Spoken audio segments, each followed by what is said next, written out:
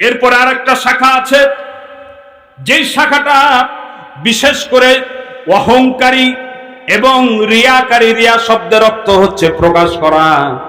যারা অহংকার করে এবং ভালো কাজ করে যারা প্রকাশ করতে চায়, তাদের জন্য আল্লাহ রাব্বুল আলামিন জাহান্নামের ভিতরে স্পেশাল একটা শাখা রেখে দিয়েছেন।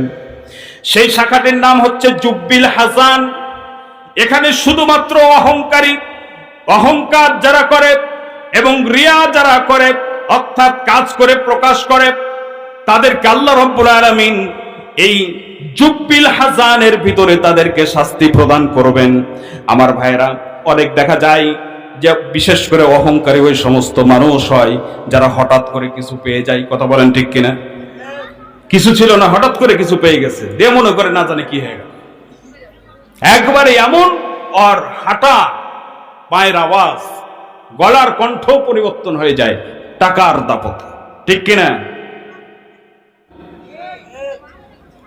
গলার আওয়াজ পরিবর্তন হয়ে যায়, মানুষকে মানুষ মনে করতে চায় না, অহংকার করে, কাছে ভিড়তে দেয়, মানুষের সাথে কথা বলে না, মানুষকে মানুষ মনে করে না, এইভাবে অহংকার করে চলাফেরা করে। আল্লাহ পাক বলছেন যে মানুষের অহংকার শোভা পায় না।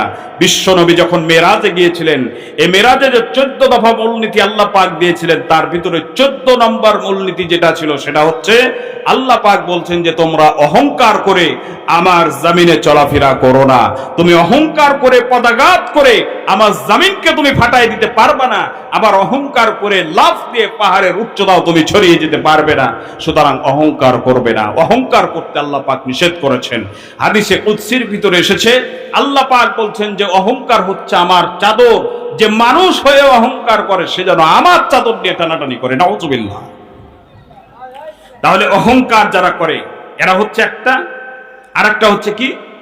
রিয়াকারী, প্রকাশ করা। যে ভালো কাজ করেছে প্রকাশ করে, দান করেছে নাম ঘোষণা না করলে রাগ করে। অনেক সাহেব আছেন যাকাত দেবে, এজন্য ঘোষণা দিয়ে দেয় জুমুক দিন রমজানেও এত রমজান অমুক সাহেবের বাড়িতে যাকাতের শাড়ি আর লুঙ্গি দেওয়া হবে, সুতরাং আপনারা সকাল 8টায় এসে উপস্থিত হবেন। লোকজন রোজারত অবস্থায় চলে আসে 8টায়, কেউ চলে আসে 7টায়, সাহেব নামেন 12টায়। আধা ঘন্টা দিল, লোক ডেকেছে কয়েকশো, 10 জন 5 জনকে দিয়া বললো আবার কালকে আসো। অর্থাৎ 100 জনকে দেবেন, সাহেব প্রতিদিন 5 জন 10 জন করে বারবার ঘুরিয়ে ঘুরিয়ে দেবেন, যাতে করে লোকজন জানতে পারে যে সাহেব 10 দিন ধরে যাকাতি দিয়েছে। বুঝেন নাই? লোকজনে মনে করবে সাহেব জাকাতি দিয়েছে 10 দিন ধরে, কিন্তু জাকাত দেওয়ার সিস্টেম এটা নয়। এভাবে করে জাকাত দেওয়ার পারমিশন আপনাকে কে দিয়েছে? গরিব কেন বাড়ি আপনার বাড়ি এসে জাকাত দিতে আসবে?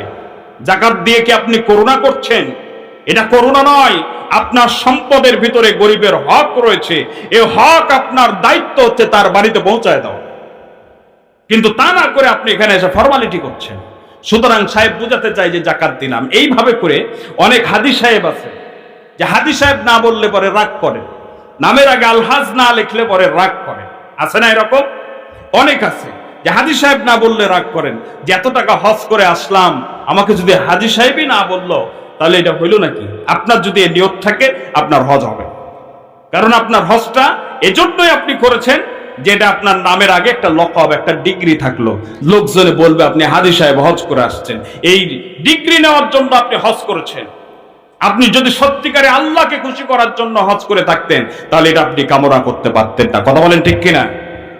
মানুষে যদি আপনাকে হাজি সাহেব বলে, আলহাজ বলে, ডাকতে পারে, সমস্যা নাই, কিন্তু আপনি কামনা করতে পারবেন না যে আমাকে হাজি সাহেব বলুক, আমাকে আলহাজ বলুক, না বললে রাগ করবে, এটা আপনি কামনা করতে পারবেন না।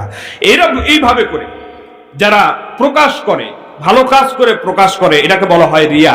এই রিয়াকারী এবং অহংকার যারা করে এদের জন্য জাহান্নামের ভিতরে স্পেশাল ভাবে আল্লাহ পাক একটা জায়গা তৈরি করে রেখেছেন, যে জায়গাটার নাম হচ্ছে জুব্বিল হাসান। আল্লাহ পাক যেন আমাদের জন্য এই জাহান্নামকে হারাম করে দেন। আমরা সকলে বলি আল্লাহুম্মা আমিন।